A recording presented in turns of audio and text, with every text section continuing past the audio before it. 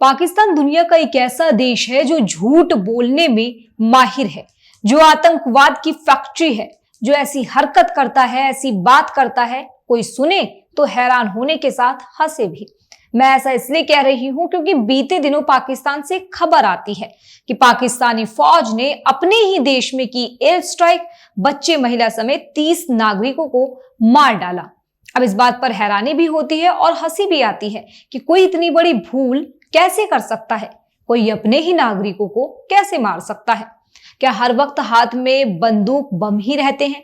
क्या यही वजह है कि पाकिस्तानी क्रिकेटर 50 रन पूरे करने पर AK-47 वाला सेलिब्रेशन करते हैं?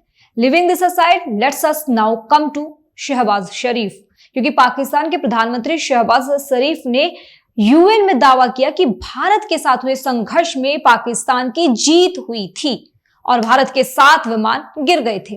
इतना ही नहीं, UN में दिए अपने भाषण में शहबाज ने कहा कि पाकिस्तान आतंकवाद की निंदा करता है, भारत को अपना दुश्मन बताया।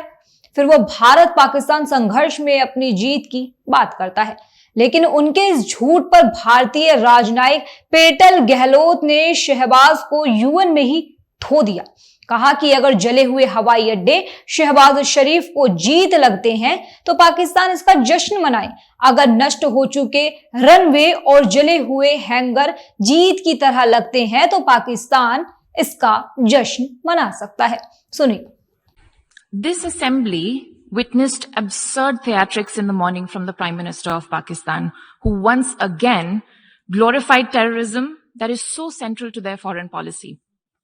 However, no degree of drama and no level of lies can conceal the facts. This is the very same Pakistan which, at the UN Security Council on 25th April 2025, shielded the Resistance Front, a Pakistani-sponsored terror outfit, from the responsibility of carrying out the barbaric massacre of tourists in the Indian Union territory of Jammu and Kashmir. Gehlot ने कहा कि सभा ने सुबह सुबह पाकिस्तान के प्रधानमंत्री की बेतुकी नौटंकी देखी, जिन्होंने एक बार फिर आतंकवाद का महिमा मंडन किया, जो उनकी विदेश नीति का सेंटर पॉइंट है। हालांकि कोई भी ड्रामा और कोई भी झूठ फैक्टर्स को नहीं छिपा सकता। ये वही पाकिस्तान है जिसने 25 अप्रैल 2025 को पहलगाम हमले की जिम्मेदारी से एक पाकिस्तान प्रायोजित आतंकवादी संगठन रेजिडेंट्स फ्रंट को बचाया था। ये संगठन जम्मू कश्मीर में पर्यटकों की हत्या के लिए जिम्मेदार था।